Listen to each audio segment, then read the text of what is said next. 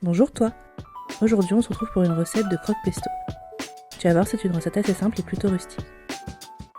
On va commencer par réaliser une béchamel.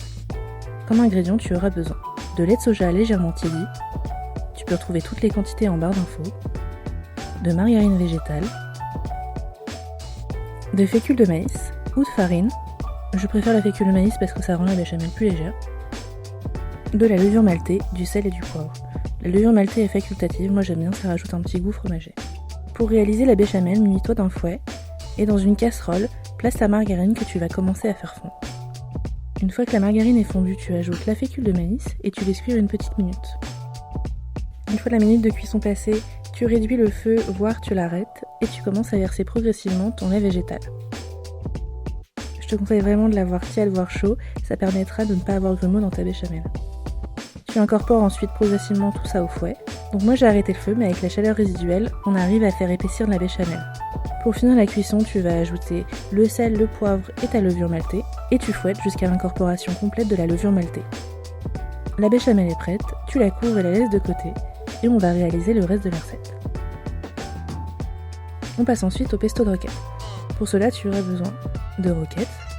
Si tu préfères, tu peux utiliser des épinards ou même du kale, du jus de citron, des noix de cajou, tu peux aussi utiliser des pignons de pain, c'est juste un peu plus cher et moi j'aime bien le goût neutre des noix de cajou, de l'huile d'olive et de la levure maltée, de l'ail et du sel. Donc dans un robot multifonction, tu viens placer la roquette, le jus de citron, ton huile d'olive, et pour s'assurer de bien mixer la roquette, je préfère commencer comme ça et ajouter le reste ensuite. Donc tu pulses quelques fois pour obtenir une pâte crémeuse. Il peut rester des morceaux, ça n'a pas d'importance.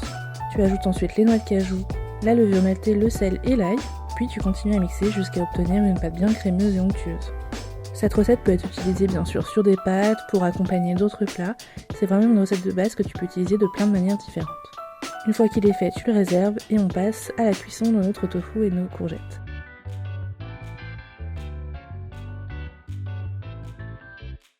Pour notre tofu et nos courgettes grillées, on va avoir besoin d'un bloc de tofu ferme, donc que j'ai légèrement pressé pour retirer l'excédent d'eau, de jus de citron, de sirop d'agave, de sauce soja et d'huile d'olive, d'ail en poudre, de paprika fumé et d'origan. Et pour finir, de 2 petites courgettes. Dans un bol, on vient placer les épices, la sauce soja, le jus de citron et le sirop d'agave. Ça va nous permettre d'apporter une légère caramélisation pendant la cuisson, puis l'huile d'olive. On mélange pour obtenir une marinade et on réserve le temps de couper le reste des ingrédients. On va prendre notre bloc de tofu que l'on va couper en lamelles d'à peu près un demi-centimètre d'épaisseur. Avec un bloc de 250 g, j'arrive à peu près à faire 6 tranches. Ensuite, on passe à nos courgettes. Donc on retire le pédoncule de nos courgettes. Pour la courgette, on coupe des lamelles de 2 à 3 mm d'épaisseur. Et tu réserves ça pour passer ensuite à la cuisson. Tu peux cuire tes ingrédients en barbecue ou alors dans une poêle. Et ce que l'on va faire, c'est qu'on va venir tremper nos ingrédients dans la marinade, puis les placer directement dans la poêle pour les griller. Donc dans une poêle chaude, tu viens placer tes tranches de courgettes, que tu vas laisser cuire sur chaque face, jusqu'à ce qu'elles prennent une belle couleur caramélisée et qu'elles commencent à bien griller. N'hésite pas à les retourner de temps en temps pour vérifier le temps de cuisson. Une fois que ça c'est fait, on fait exactement la même chose avec le tofu. Tu places des deux côtés ton tofu dans la marinade en l'imprégnant bien, puis tu viens les placer dans ta poêle. Comme tu vois, j'ai abandonné les pinces. Si il te reste de la marinade, n'hésite pas à la verser sur ton tofu, ce serait dommage de gâcher. Et même technique que pour les courgettes, tu laisses cuire quelques minutes de chaque côté pour qu'elles commencent à caraméliser. Une fois que ça c'est fait, on va passer à l'assemblage de notre croque-monsieur. Pour ça, tu auras besoin des ingrédients que l'on a fait griller, de ton pesto de roquette, de la béchamel, un fromage végétal coupé en tout petits cubes, j'en ai pas trouvé de râpé, mais celui de chez Viola il fait très bien, et un parmesan fait maison à base de noix de cajou, d'ail en poudre et d'amandes. Et pour finir, bien sûr, de pain. Alors ici j'ai un pain un peu particulier, c'est un pain artisanal fait à partir de farine de vieux blé, donc très faible en gluten, qu'on obtient un pain assez dense avec un caractère très prononcé. Mais si tu préfères du pain de mie classique, ça marchera très bien. On va donc trancher notre pain. J'ai effectivement coupé des tranches plutôt épaisses, mais si ton pain est plus grand, je te conseille de faire des tranches d'un petit centimètre d'épaisseur maximum.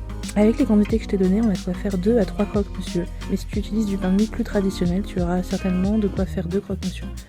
On va passer toutes ces tranches ensuite au toaster. Une fois qu'elles sont toastées, on passe à l'assemblage. Dans un plat qui va au four, tu viens placer tes 3 tranches de pain ou 2 tranches de pain. On va d'abord étaler une première couche de pesto sur nos tranches. en couche assez fine, ça sert à rien d'en mettre trop, c'est assez puissant. Ensuite on vient placer une couche de tranches de courgettes.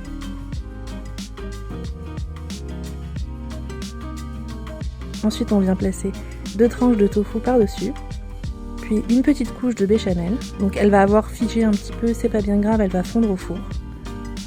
Donc on étale bien finement sur toute la surface de notre croque-monsieur. Ensuite on vient mettre un petit peu de notre parmesan fait maison, ça amène un petit peu de croquant et de goût en plus.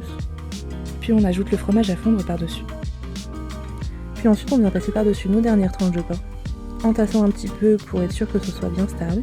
Puis on ajoute encore un petit peu de pesto sur le dessus, alors là vraiment en très très fine couche, c'est juste histoire de rajouter encore un petit peu plus de goût. Puis une dernière couche de béchamel. On finit par ajouter le fromage végétal pour gratiner par-dessus, donc là je mets un petit peu de mon parmesan en dessous comme il ne va pas fondre. Puis mon fromage en cube par-dessus. Donc on peut être généreux, hein, c'est censé être un croque-monsieur, c'est quand même assez rustique. Et on place tout ça au four pendant une quinzaine de minutes en mode grill. Une fois sorti du four, tu peux servir ça voilà, avec une petite salade tout simplement, et à servir immédiatement. Et voilà, bon appétit! Pour retrouver d'autres recettes et vidéos, tu peux aller faire un tour sur notre chaîne YouTube ou sur notre site internet thewood.fr. Abonne-toi!